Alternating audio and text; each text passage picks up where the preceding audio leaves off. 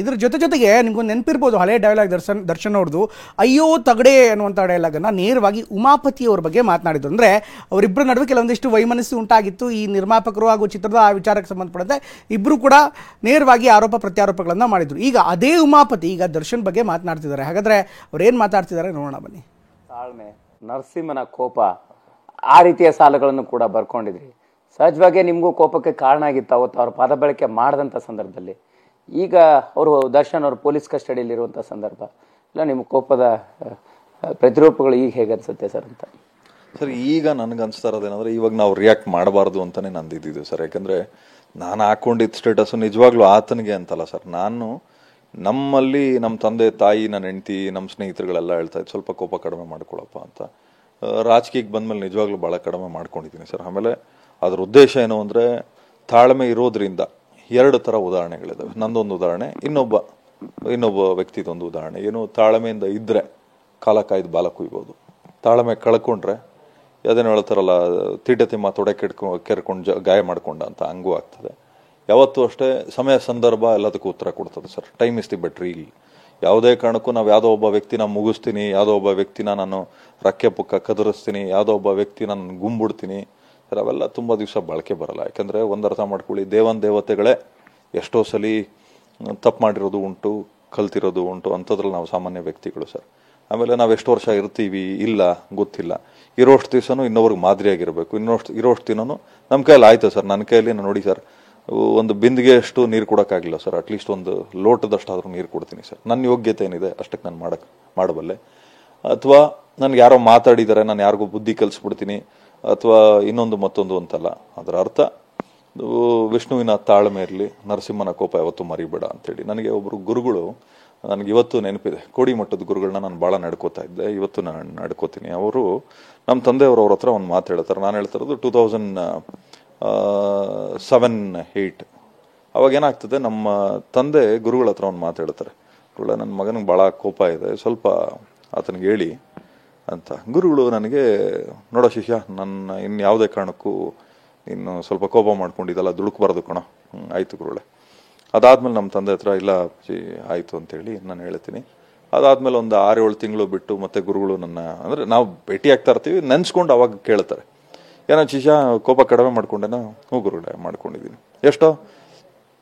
ಯಾರೋ ಒಂದು ಏಟ್ ಹಿಡಿದ್ರು ಹೊಡೆಸ್ಕೋತೀನಿ ಗುರುಗಳೇ. ಹೌದು ದಡ್ಡ, ಹಂಗಲ್ಲ ಕಣೋ ನಾನು ಹೇಳಿದ್ದು. ಒಂದು ನಿನಗೆ ನೀತಿ ಪಾಠ ಹೇಳ್ತೀನಿ ಕೇಳು. ಏನು ಅಂದರೆ, ಒಂದು ಊರಿನ ಜನ ಏನೊಂದು ಹಾವಿನಿಂದ, ಒಂದು ಸರ್ಪದಿಂದ ತೊಂದರೆ ಅನುಭವಿಸ್ತಾ ಇರ್ತಾರೆ. ಒಬ್ಬ ಋಷಿ ಹತ್ರ ಹೋಗಿ ಎಲ್ಲ ಊರಿನ ಜನ ಪ್ರಶ್ನೆ ಇಡ್ತಾರೆ, ನಮ್ಗೆ ಈ ಊರಲ್ಲಿ ಈ ಥರ ಸಮಸ್ಯೆ ಆಗ್ತದೆ, ಒಂದು ಸರ್ಪ, ದೊಡ್ಡ ಸರ್ಪ ತೊಂದರೆ ಕೊಡ್ತಾ ಇದೆ, ನಮಗೆ ಏನು ಮಾಡೋದು ನಮಗೆ ಗೊತ್ತಾಗ್ತಾ ಇಲ್ಲ, ಅದನ್ನು ಹೊಡೆಯೋಕ್ಕೂ ಆಗ್ತಾಯಿಲ್ಲ, ಹಿಡಿಯೋಕ್ಕೂ ಆಗ್ತಾ ಇಲ್ಲ. ಸರಿ ನಾನು ಬರ್ತೀನಿ ಹೋಗಿ.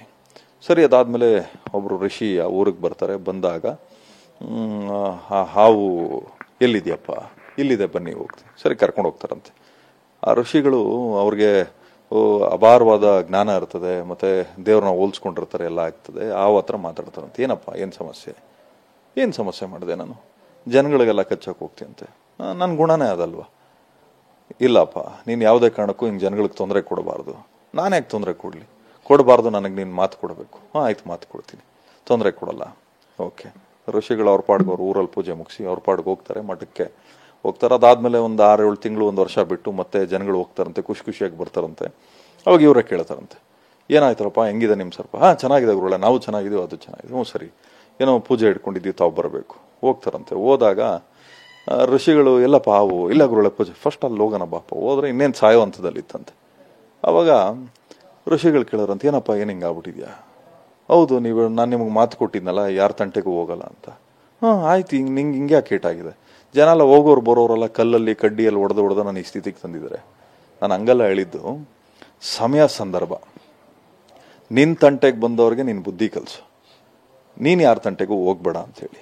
ಸರಿ ಆಯಿತು, ಪೂಜೆ ಮುಗಿಸ್ತಾರೆ, ಊರು ಜನಕ್ಕೆ ಬುದ್ಧಿವಾದ ಹೇಳಿ ಹೋಗ್ತಾರೆ. ಮತ್ತೆ ಇನ್ನೊಂದು 6 ತಿಂಗಳು ಬಂದು ನೋಡಿದಾಗ ಹಾವು ಪಾಡಿಗೆ ಹಾವು ಚೆನ್ನಾಗಿತ್ತಂತೆ, ಮನುಷ್ಯರ ಪಾಡಿಗೆ ಮನುಷ್ಯರು ಚೆನ್ನಾಗಿತ್ತು. ನೀತಿ ಪಾಠ ಏನಿಲ್ಲ, ಯಾವುದೇ ಕಾರಣಕ್ಕೂ ನಾವು ಯಾರನ್ನೂ ಇನ್ನೊಬ್ಬರನ್ನ ಕೆಣಕಿ ಮೈ ಮೇಲೆ ಬೀಳಬಾರ್ದು, ಇನ್ನೊಬ್ಬರು ಬಿದ್ದಾಗಲೂ ನಾವು ಸುಮ್ಮನೆ ಇರಬಾರ್ದು. ಇಲ್ಲಿ ಒಂದು ಅರ್ಥ ಮಾಡ್ಕೋಬೇಕು, ನಮ್ಮ ಮರ್ಯಾದೆಗೆ ನಾವು ಜವಾಬ್ದಾರರು. ನಮ್ಮ ಮರ್ಯಾದೆಗೆ ನೀವು ಜವಾಬ್ದಾರಲ್ಲ, ನಮ್ಮ ಮನೆಯವರು ಜವಾಬ್ದಾರಲ್ಲ.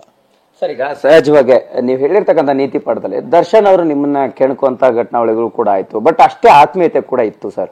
ಈಗ ದರ್ಶನ್ ಅವರು ಮತ್ತೆ ಅವರ ಜೊತೆಗಿರುವಂತವ್ರು ನೀವು ನೋಡಿದಂತ ಸಂದರ್ಭ ಸರ್, ಯಾಕಂದ್ರೆ ಅಷ್ಟೊಂದು ಒಡನಾಟ ಇತ್ತು, ಪ್ರತಿ ಹಂತದಲ್ಲೂ ನೀವು ಜೊತೆಗಿದ್ರಿ ಸರ್. ಅವತ್ತಿನ ಘಟನಾವಳಿಗಳ ಬಗ್ಗೆ ಮತ್ತೆ ಅವ್ರಿಗೆ ಯಾವುದೇ ಸಂದರ್ಭದಲ್ಲಿ ನಡ್ಕೊಳ್ತಾ ಇರ್ತಕ್ಕಂಥ ರೀತಿಗಳು ಹೇಗಿರ್ತಿತ್ತು ಅಂತ. ಸರ್, ಇವಾಗ ನನ್ನ ಜೊತೆಲಿ ಒಳ್ಳೆಯವ್ರು ಕೆಟ್ಟವ್ರು ಎಲ್ಲ ಇದಾರಲ್ಲ ಸರ್. ನಾನು ಯಾಕೆ ತಪ್ಪು ಕೆಲಸ ಮಾಡಬಾರ್ದು? ಬಿಡ್ತಾರ ನನ್ನ ತಪ್ಪು ಕೆಲಸ ಮಾಡಿದ್ರೆ? ಯಾರಿಗೋಸ್ಕರ ಮಾಡಿದೆ ಅಂದ್ರೆ ಬಿಡ್ತಾರ? ಈಗ ಅನುಕುಮಾರ್ ತಂದೆ ಪಾಪ ತೀರ್ಕೊಂಡ್ರಪ್ಪ, ಅಮಾಯಕ ಅಲ್ವ ಅವನು? ತಾವು ಗೊತ್ತಲ್ಲ ಸರ್, ಅಮಾಯಕ ತಾನೆ. ಆತನ ತಂದೆ ಕಾರ್ಯ ಮಾಡಕ್ಕೆ ಆಯ್ತಪ್ಪ, ಮೊನ್ನೆ ಮಣ್ಣು ಗಿಣ್ಣೆಲ್ಲ ಮಾಡಿದ್ರು ಪಾಪ. 3 ದಿವಸದ್ದು ಹಾಲು ತುಪ್ಪ 11 ದಿವಸದ ತಿಥಿ ಮಾಡಕ್ಕೆ ಕಳಿಸ್ತಾರ? ಮತ್ತೆ ಕಳಿಸ್ಬೋದಲ್ವಾ? ಅಷ್ಟೇ ಸರ್. ಯಾರು ಏನೇ ಹೇಳಿದ್ರು ಕೂಡ ನಮ್ಮ ಬುದ್ಧಿ ನಮ್ಮ ಕಂಟ್ರೋಲಲ್ಲಿ ಇರಬೇಕಾಗ್ತದೆ. ನಮ್ಮ ತಪ್ಪಿಗೆ ನಾವು ಜವಾಬ್ದಾರು, ನಮ್ಮ ಒಳಿತಿಗೆ ನಾವೇ ಜವಾಬ್ದಾರು ಸರ್. ಯಾವುದೇ ಕಾರಣಕ್ಕೂ ಜೊತೆಲಿರೋ ಆಯ್ತು ಸರ್, ಜೊತೆಲಿ ಬಿಟ್ಕೊಂಡವ್ರು ಯಾರು ಸರ್? ಯಾರು ಬಿಟ್ಟವ್ರು? ಅವರೇ ತಾನೇ ಬಿಟ್ಕೊಂಡವ್ರು. ಇವಾಗ ನನ್ನ ಜೊತೆಲಿ ಕೆಟ್ಟವ್ರು ಇರ್ತಾರ, ಯಾರು ಬಿಟ್ಟವ್ರು? ನಾನು ತಾನೇ ಬಿಟ್ಕೊಂಡಿರ್ತೀನಿ. ಸೊ ಹಂಗಾಗಿ ಯಾವುದೇ ಕಾರಣಕ್ಕೂ ನಾನು ಹೇಳ್ತೀನಿ ಕೇಳಿ ಸರ್, ಇನ್ನೊಬ್ರು ಜವಾಬ್ದಾರರು ಆಗ್ತಾರೆ ಅನ್ನೋದು ಸುಳ್ಳು ಸರ್. ಅದಕ್ಕೆ ಅವರೇ ಜವಾಬ್ದಾರ. ಸರ್, ಈಗ ಸಹಜವಾಗಿ ದರ್ಶನ್ ಅವ್ರನ್ನ ಹೊರಗಡೆಯಿಂದ ನೋಡಿರೋಂಥವ್ರಿಗೆ ಒಬ್ಬ ಹೀರೋ ಆಗಿ ಕಾಣಿಸ್ತಾರೆ, ಒಂದಿಷ್ಟು ಪಾತ್ರಗಳ ಮುಖಾಂತರ ಪರಿಚಯ ಆಗ್ತಾರೆ. ನೀವು ಸಹಜವಾಗಿ ಜೊತೆ ಇದ್ದಂತ ಸಂದರ್ಭದಲ್ಲಿ ಕೆಲವು ಸರಿ ಮತ್ತು ತಪ್ಪುಗಳನ್ನ ಸಹಿಸಬೇಕಾಗುತ್ತೆ. ಅದು ಸಹಜವಾಗಿ ಇರುವಂತಹ ಒಂದು ವಾತಾವರಣ ಸರ್, ಪ್ರತಿಯೊಬ್ಬ ಮನುಷ್ಯನಲ್ಲೂ ಕೂಡ. ನೀವಿದ್ದಂಥ ಸಂದರ್ಭದಲ್ಲೂ ಕೆಲವು ತಪ್ಪಾಗುವಂಥ ಸನ್ನಿವೇಶಗಳು ನಡೆದಿರ್ತವೆ, ಬಟ್ ಅವುಗಳನ್ನ ಹೆಂಗೆ ನೀವು ಅನಿವಾರ್ಯವಾಗಿ ಸಹಿಸಬೇಕಾಗ್ತಿತ್ತು ಜೊತೆಲಿದ್ದಂಥ ಸಂದರ್ಭ? ಇವತ್ತು ಕೂಡ ಹಾಗೆ ಅವ್ರ ಜೊತೆಲಿದ್ದಂಥವ್ರು ಕೂಡ ಅನಿವಾರ್ಯವಾಗಿ ಸಹಿಸುವಂಥ ಸಂದರ್ಭ ಬಂದೇ ಇಂಥ ಅವಘಡಕ್ಕೆ ಕಾರಣ ಆಯ್ತಾ ಅನ್ನುವಂಥ ಪ್ರಶ್ನೆ ಸರ್. ಸರ್, ಇವಾಗ ಎಷ್ಟೋ ಸಲ ನನ್ನ ಎದುರುಗಡೆ ನಡೆದಿದೆ. ನಾನು ದುಡುಕಿರೋದು ಉಂಟು, ಅವರು ದುಡುಕಿರೋದು ಉಂಟು. ನಾನು ದುಡುಕ್ದಾಗ್ಲೂ ಅವ್ರು ನನಗೆ ಬುದ್ಧಿ ಹೇಳಿರೋದು ಉಂಟು, ಅವ್ರು ದುಡುಕ್ದಾಗ್ಲೂ ನಾನು ಹೇಳಿದ್ದೀನಿ. ನನ್ಗೆ ಹೇಳೋರು, ಯಾಕೆ ಬೇಕು ನಿಮ್ಗೆ ಗೊತ್ತಿಲ್ಲ ಅವರು ಸವಾಸ ಹಂಗೆ. ಅವ್ರ ಮನೇಲಿ ಅನ್ನ ತಿಂದಿದ್ದೀನ? ನಾನು ಯಾವತ್ತು ಯಾವುದೇ ಕಾರಣಕ್ಕೂ ತಿಂದ ಮನೆಗೆ ನಾನು ದ್ರೋಹ ಭಾಗಕ್ಕೆ ಹೋಗಲ್ಲ. ಸರಿನೋ ತಪ್ಪೋ ನಾನು ಮಾತಾಡ್ತೀನಿ ಸರ್. ಅದ್ರ ಉದ್ದೇಶ ನಾನು ಮಾತಾಡೋ ಹಕ್ಕಿದೆ ಅಂತಲ್ಲ. ನಾವು ತಪ್ಪು ನಡಿಬೇಕಾದ್ರೆ ಹೇಳ್ಬೇಕು, ಹೇಳೋಕ್ಕಾಗ್ಲ್ವಾ ಅಟ್ಲೀಸ್ಟ್ ತಿಳಿಸಿ ನಾವು ಅದನ್ನ ಮನವರಿಕೆ ಮಾಡುವಂಥದ್ದು ಆಗ್ಬೇಕು ಸರ್. ನಾನಿದ್ದಾಗ್ಲೂ ನಡೆದಿದೆ ಸರ್. ನಡೆದಾಗ್ಲೂ ಒಂದು 2-3 ಇನ್ಸಿಡೆಂಟ್ಗಳು ಇದಾವೆ. ನಾವು ಮಾತಾಡಿದ್ರೆ ಇವಾಗ ತಪ್ಪಾಗ್ಬಿಡ್ತದೆ. ಏನಂದ್ರೆ ಮನುಷ್ಯ ತೊಂದರೆಲಿ ಇದ್ದಾರೆ ಅಂತೇಳಿ ನಾವು ಮಾತಾಡ್ತಾ ಇದೀವಿ ಅಂತ ಆಗ್ಬಿಡ್ತದೆ ಸರ್. ಕರ್ಮ ಅನ್ನೋದು ಯಾರನ್ನೂ ಬಿಡಲ್ಲ ಸರ್. ನಾವ್ ಯಾರೋ ಒಬ್ರು ಕಷ್ಟದಲ್ಲಿದ್ದಾರೆ, ನಾವು ಅವ್ರನ್ನ ನೋಡಿ ನಾವು ನಕ್ಕದಾಗ ನಮ್ಮನ್ನ ನೋಡಿ ನಗೋರು ಬೇಕಾದಷ್ಟು ಜನ ಇರ್ತಾರೆ. ಇಲ್ಲಿ ಸಮಯ ಸಂದರ್ಭಗಳು ಬಂದಾಗ ಆ ದೇವ್ರಿಗೆ ಗೊತ್ತಿದೆ, ಅವ್ರ ಜೊತೆಲಿರೋರ್ಗೆ ಗೊತ್ತಿದೆ ಎಂತೆಂಥ ಸಂದರ್ಭದಲ್ಲಿ ನಾನು ಹೆಂಗೆ ಪರಿಸ್ಥಿತಿಗಳ ಹ್ಯಾಂಡಲ್ ಮಾಡಿದ್ದೀನಿ. ಇದಕ್ಕಿಂತ ಇನ್ನೂ ಕೋಪದಲ್ಲಿ ಇದ್ದಾಗ್ಲೂ ನಾನು ಅವ್ರನ್ನ ತಾಳ್ಮೆ ಮಾಡಿಸಿದ್ವಿ. ಬೇಡ ಸರ್, ನಮ್ಗೆ ಅವಶ್ಯಕತೆ ಇಲ್ಲ ಇದು. ಯಾಕೆ ಕಣ್ ನಾಯಿಗಳಿಗೆಲ್ಲ ನಾವು ರಿಯಾಕ್ಟ್ ಮಾಡ್ಕೊಂಡ್ರೆ ನಮ್ಮ ಉದ್ದೇಶ ಏನು ಸರ್? ಗುರಿ ಮುಟ್ಟೋದು ಬಿಟ್ಟು ಹಾಕಿ ಯಾಕೆ ತಲೆ ಕೆಡಿಸ್ಕೋತೀರ? ಎಂತೆಂಥದ್ದು ಸಂದರ್ಭದಲ್ಲಿ ಮಾಧ್ಯಮದವ್ರಿಗೂ ಕೆಲವೊಂದಷ್ಟು ಗೊತ್ತಿದೆ. ಮಾಧ್ಯಮದವ್ರಿಗೂ ನಾನು ರಿಕ್ವೆಸ್ಟ್ ಮಾಡಿ ನ್ಯೂಸ್ಗಳನ್ನ ನಾನು ಆಕ್ಚುಲಿ ಬೇಡ ಬ್ರದರ್, ನಾನು ಬಂಡವಾಳ ಹಾಕಿದ್ದೀನಿ, ನನ್ನ ಸಿನಿಮಾಗಳು ಹಾಳಾಗೋಗ್ತದೆ ಅಂತೇಳಿ ಎಷ್ಟೋ ಸಲ ನೀವು ಮಾಧ್ಯಮದವರು ನನ್ನ ಕೈ ಹಿಡಿದು ನನಗೆ ಕಾಪಾಡಿದಿರಿ. ಎಸ್ ಸರ್, ಸಹಜವಾಗಿ ಹೇಳ್ತಾ ಇದ್ರಿ, ಕೆಲವು ಘಟನೆಗಳು ಕೂಡ ಆಗಿದ್ದಾವೆ, ಬೆಳಕಿಗೆ ಬರದೇ ಇರುವಂತಹ ಪ್ರಕರಣಗಳು ಕೂಡ ಇತ್ತು, ಹಲವು ಸಂದರ್ಭಗಳಲ್ಲಿ ಇದೇ ರೀತಿಯಾದ ಸನ್ನಿವೇಶಗಳು ಕೂಡ ನಿರ್ಮಾಣ ಆಗಿತ್ತು ಅನ್ನುವಂಥದ್ದು ಸರ್.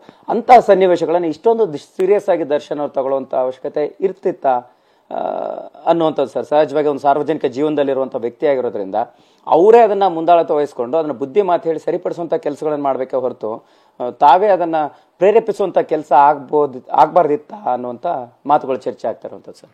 ಸರ್, ಅದು ಅವ್ರವ್ರ ವಿವೇಚನೆಗೆ ಬಿಟ್ಟಿರ್ತದೆ ಸರ್. ಇವಾಗ ಒಂದು ಅರ್ಥ ಮಾಡ್ಕೊಳ್ಳೆ, ನಾನು ಹಿಂದೆನೇ ಹೇಳಿದ್ದೆ, ವ್ಯಕ್ತಿಗೆ ಯಾವತ್ತೂ ಅಷ್ಟೇ ದೇಹ ತೂಕಕ್ಕಿಂತ ನಮ್ಮ ಮಾತಿನಲ್ಲಿ ತೂಕ ಇರಬೇಕು ಅಂತ, ನಡವಳಿಕೆಯಲ್ಲೂ ತೂಕ ಇರಬೇಕು ಸರ್. ಇವತ್ತಿಗೂ ನಾವು ಎಷ್ಟೋ ಕಲಿಯುವಂಥದ್ದಿದೆ ಸರ್. ಸರ್, ನನ್ನ ಮಗ ನನಗೆ ಹೇಳುವಂಥದ್ದಿದೆ ಸರ್. ನನ್ನ ಮಗ ಎಷ್ಟೋ ಸಲ ಹೇಳಿದಾರೆ ಇದೆ, ಇಲ್ಲ ನಮ್ಮ ಪಪ್ಪ ಹಿಂಗೆ ನಡ್ಕೋತಾರೆ, ಹಿಂಗಿರಬಾರ್ದು ಅದು ಇದು ಅಂತ. ಸರ್, ನಾನು ಅದನ್ನು ಬದಲಾಯಿಸ್ಕೊಂಡಿದ್ದೀನಿ. ನಾನು ಯಾವತ್ತೂ ಅದನ್ನು ಸಮರ್ಸ್ಕೊಂಡಿಲ್ಲ. ನಾನು ಹಿಂಗೆ ಇರ್ತೀನಿ. ಆ ಮಕ್ಳು ಹೇಳೋದು, ನನ್ನ ಮಗ 13 ವರ್ಷ, ನನ್ನ ಮಗಳು 12 ವರ್ಷ, ನನ್ನ ಮಗ 12 ವರ್ಷ, ನನ್ನ ಮಗಳು 7 ವರ್ಷ. ಇವತ್ತಿಗೂ ಅವ್ರು ಹೇಳೋದನ್ನು ನಾನು ಕೇಳಿದ್ದೀನಿ ಸರ್. ನಾವು ಕಲಿಯುವಂಥವ್ರು ಆದರೆ ದಾರಿಯಲ್ಲಿ ಹೋಗೋ ದಾಸಪ್ಪಾಳವರು ನಾವು ಕಲಿತೀವಿ ಸರ್. ಕಲಿಯದೇ ಇರುವಂಥವ್ರು ಭಗವಂತ ಪ್ರತ್ಯಕ್ಷ ಆಗಿ ನೀನು ಬದಲಾಯಿಸ್ಕೊ ಅಂದ್ರೂ ಕೂಡ ಬದಲಾಯಿಸ್ಕೊಳ್ಳೋಕ್ಕೆ ಆಗಲಿಲ್ಲ ಅಂದ್ರೆ ಭಗವಂತ ಆದರೂ ಏನು ಮಾಡೋಕ್ಕಾಗ್ತದೆ? ಅದು